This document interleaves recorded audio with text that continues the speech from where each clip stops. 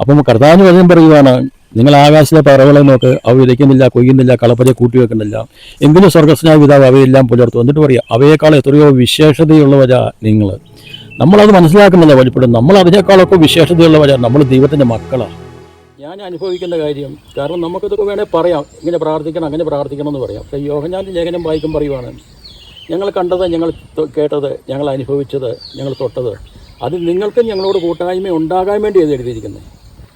അങ്ങനെ ഓരോ ദിവസവും ആരംഭിക്കുന്നതുകൊണ്ട്, ആ തലയായിട്ട് കണക്ട് ചെയ്ത് ഓരോ ദിവസവും ആരംഭിക്കുന്നതുകൊണ്ട്, ഓരോ പ്രവൃത്തി ചെയ്യുമ്പോഴും ഞാൻ നിൽക്കുന്നതെല്ലാം ദൈവത്തിൻ്റെ മുമ്പിലാണ് നിൽക്കുന്നത്. എപ്പോഴും ആ ഒരു ബോധ്യമുണ്ട്, ഞാൻ നടക്കുന്നത്, ഞാൻ സംസാരിക്കുന്നത്, ഞാൻ നോക്കുന്നത് എല്ലാം ദൈവത്തിൻ്റെ മുമ്പിലാണ് എന്നൊരു ബോധ്യമുണ്ട്. അപ്പോൾ ആ ഒരു ലെവലിലേക്ക് ദിവസം മാറുമ്പോൾ വീണ്ടും പ്രാർത്ഥിക്കേണ്ട ആവശ്യമില്ല. കാരണം എപ്പോഴും ആ കൂട്ടായ്മയിൽ എപ്പോഴും ഒരുമിച്ചുള്ള ഒരു യാത്രയാണ്. അപ്പോൾ യോഹന്നാൻ്റെ ലേഖനം വായിക്കും പറയുകയാണ്, ഞങ്ങളുടെ കൂട്ടായ്മയോ അത് പിതാവായ ദൈവത്തോടും കർത്താവായ യേശുക്രിസ്തുവിനോടും കൂടിയാണ്. കൊരിന്ത്യർക്കുള്ള ലേഖനം വായിക്കും പറയണം, ശരീരം ഇനി ദുർനടപ്പിനുള്ളതല്ല, ശരീരം കർത്താവിനും കർത്താവ് ശരീരത്തിനുള്ളതാണ്. ഏത് ശരീരമാണ്? ക്രിസ്തുവിൻ്റെ ശരീരത്തെക്കുറിച്ചാണ് പറയുന്നത്.